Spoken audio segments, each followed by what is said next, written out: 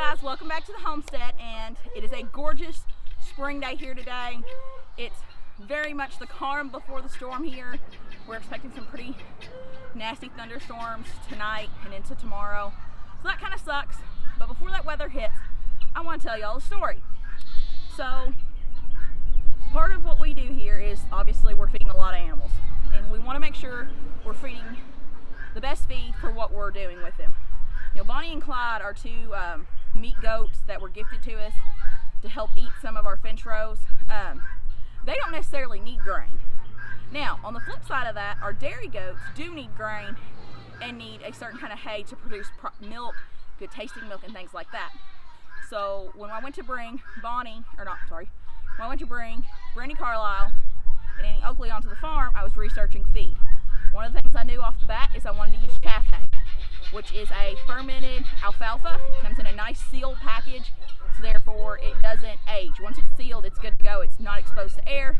It's really great because I can store it for long periods of time, and then it's awesome. It's better for their bellies. It's good for gut health. It's got all the yummy probiotics they need. It's great.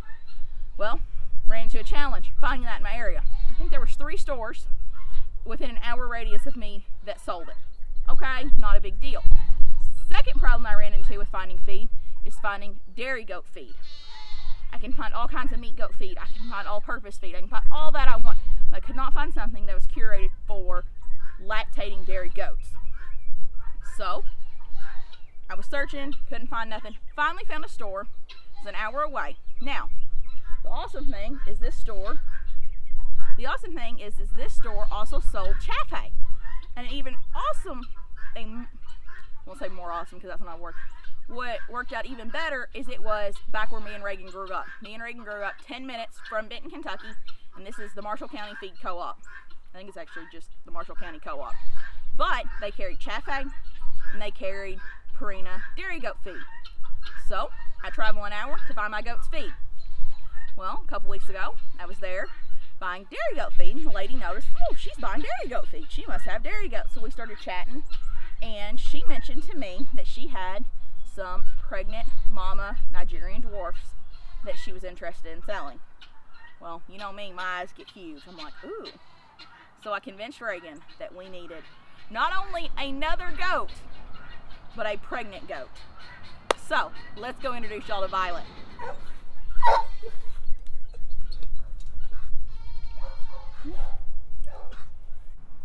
Well guys, here's Violet. She's due May 12th. I can't do the math right now on the top of my head how many months she's pregnant. But she's due May 12th, which is right around my birthday. You never know. We could have birthday babies. Be pretty awesome. But she is a 3 or 4 year old Nigerian dwarf, like I said earlier, and she got scared. She heard a sound. And isn't she just gorgeous? She is blue-eyed. Can you turn your head? Maybe you can see those, I don't know. Maybe you can see her pretty blue eyes. But she is just the sweetest little thing. She is very round. It's probably not doing her roundness justice on the camera. Come here. Oh, you're on my foot. Turn this way.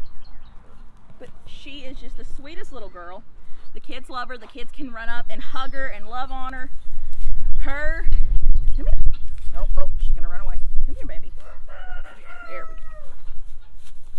But she puts Benji's beard to shame there. Look at that gorgeous thing. She also puts Reagan's to shame too, but we won't tell him that. Shh. But she is a sweet girl. The kids love playing, hugging on her and loving on her. Her and Brandy are already staying together in the same, and Annie are already staying together in the same stall. They are already getting along really well together. But she is so sweet. She's gonna have gorgeous little kids. The girl I bought her from has said she's kidded 3 times. Excuse me. And she's had twins twice and triplets once. And she's had a blue-eyed baby out of every time. So that's awesome. She is bred to a really pretty buck. So we're excited for that. And then we will breed her back to Benji, which is blue-eyed. So we should have some blue-eyed babies for sure out of those 2. We'll breed her back to Benji probably in October. I may wait till November with her, but we'll breed her at the same time we breed Brandy Carlisle Carlisle and Oakley. That way we're kidding. We're gonna breed in October. Latest is November, and then hush. The latest being November, and then we will have babies in March and April. That way we're kind of guaranteed out of the cold and the snow weather. Really, oh, hey, guinea flapping. I really don't want to be sleeping in the barn in 0-degree temperatures, nor do I want to be trying to make sure babies stay warm in the winter in 0-degree temperatures like we had this winter. Come here. But in the next couple of weeks, because she's due in early May, you're going to see us building a kidding pen that she will be in probably the day and the night before her due date, and then up until she has the kids, and she'll probably stay in there for about 24 hours after, and then the kids will be put in there every night, so that way I can milk her out in the morning. But I'll take y'all along in the journey of building my birth kit, as far as just everything I want ready to go as soon as those babies are born, so I can help them be prepared as possible and healthy as possible, along with making sure she's taken care of. So I'll take y'all along in that process too, show y'all building my birthing pens, building that kit, and then hopefully, fingers crossed, we'll be able to film having babies. Hopefully, fingers crossed, because I'm excited to have some kids, little tiny baby kids on the farm. I love Annie to death, but I'm excited to have some kids actually born on the farm that are ours. If they're ducklings, we're keeping them for sure. We've thrown around the idea, if we get bucklings, to weather them and keep them, just because we have so many finch rows we need to be eating up.